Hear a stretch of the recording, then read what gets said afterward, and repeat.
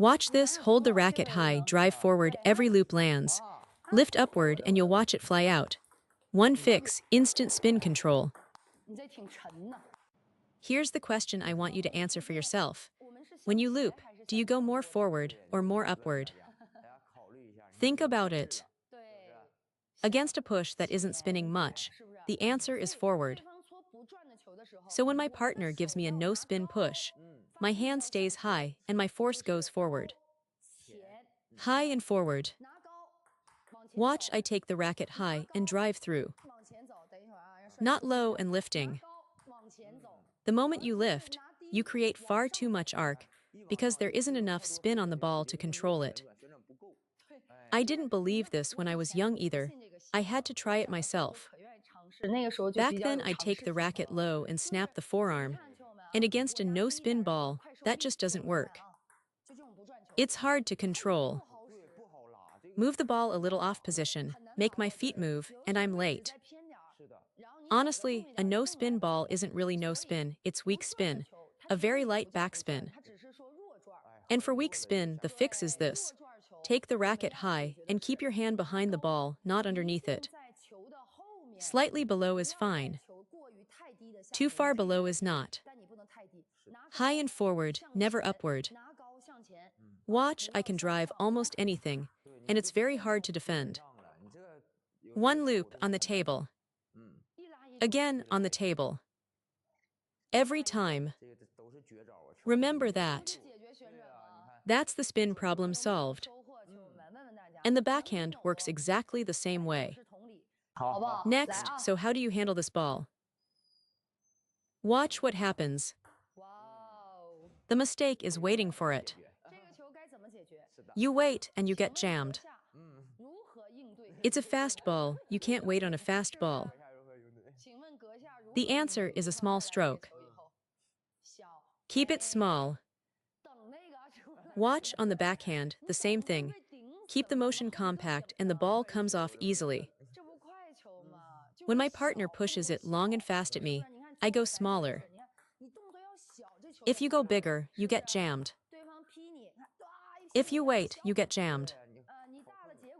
And the backhand jams up even faster than the forehand. Whatever you do, don't get it backwards. Small against fast, remember that one. Now that push came in fast and low, so my stroke has to shrink. Wait on it, and I'm jammed. Watch compact backswing. This one is harder. So what do you do here? You wait and you brush. Because this ball is heavily loaded with spin. So I let it come, I don't rush, and I brush it up the back. They're clean. If your level is a bit higher, you can wait and then drive it instead. That works too. It depends where your game is right now. But waiting always comes first. Wait for the heavy spin, and then whatever you choose, brush it, lift it, loop it high, drive it flat, hit it hard.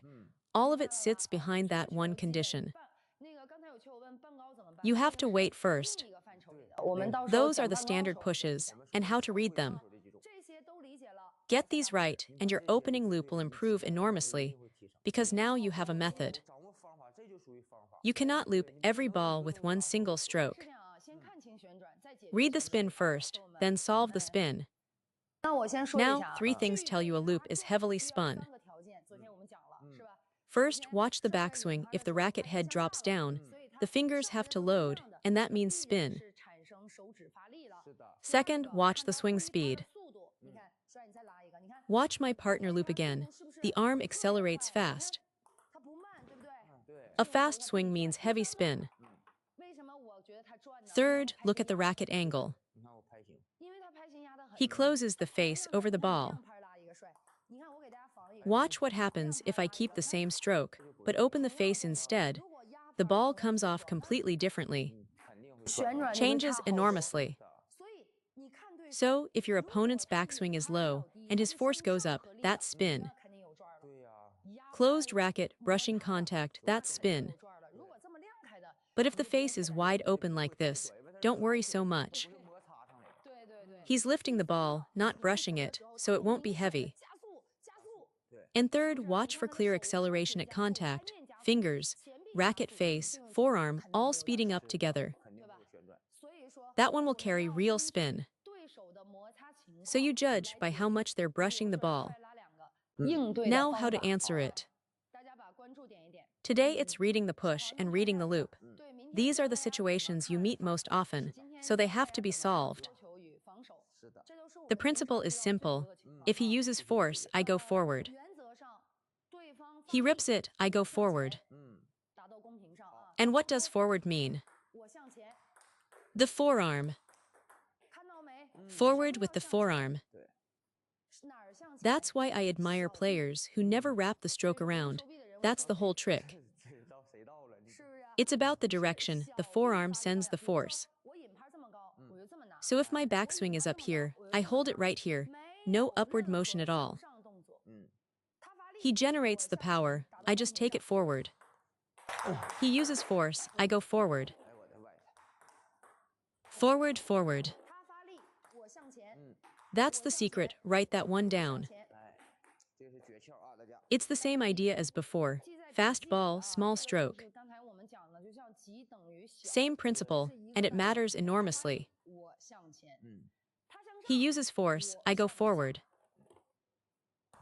He goes up, I go down. Watch the contact here, the racket stays closed. The ball is met early, right off the bounce, and the forearm sends it straight through the back of the ball. There's no lifting at all. And when he goes up, I go down. Some of these loops aren't really heavy. He's just lifting the ball upward. So when he lifts, you press down. You can even add a little speed of your own. That's your safety net, remember it. He goes up, I go down. But down doesn't mean straight down. It's forward first, then down. Forward down. Straight down and you hit your own leg. You go up. Take a ball that sits a little high off a chop. My partner presses down on it. See that? Too high is actually hard to block, because if you meet it flat, it drops into the net. So I block upward. Long pips, short pips, whatever it is, you must lift the racket face through the ball. Backhand punch. A lot of people punch with the racket pressed down, and it dies in the net. Instead, open the face slightly, meet the ball at the top of the bounce, and send it up and forward. Use the forearm. Without the forearm, you're straight into the net.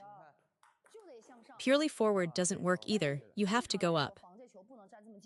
And against this ball, don't stand too close. Give yourself room in mid-table, and even that half-high heavy one becomes easy. From back there, I've got time to lift with the whole arm, instead of just poking. That's why I love playing against pips. Let them press, let them punch, the heavier it comes. The better I block, because all I have to do is take the racket up, close the elbow, and the ball climbs. I've never been afraid of that ball. It's only sinking, it isn't spinning past me. So find the moment, lift, and counter. He goes up, you go down. He goes down, you go up. Take a half-high ball like this. If you block it straight forward, it goes into the net. So don't push forward. After the push, on that half-high ball, the racket travels upward. So learn the pattern. He uses force, I go forward. He goes up, I go down. He goes down, I go up. Always the opposite. That's the whole basis of my blocking.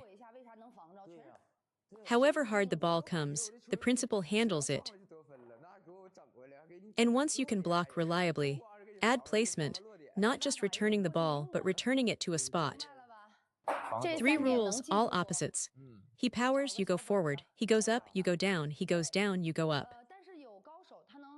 One exception, a good player can loop a low, flat arc that looks slow, but is heavily spun. There you read the arm and the contact, not the flight. If your ball keeps flying long, take it forward and down instead. Now take these 3 to the table and block, until the reaction is automatic.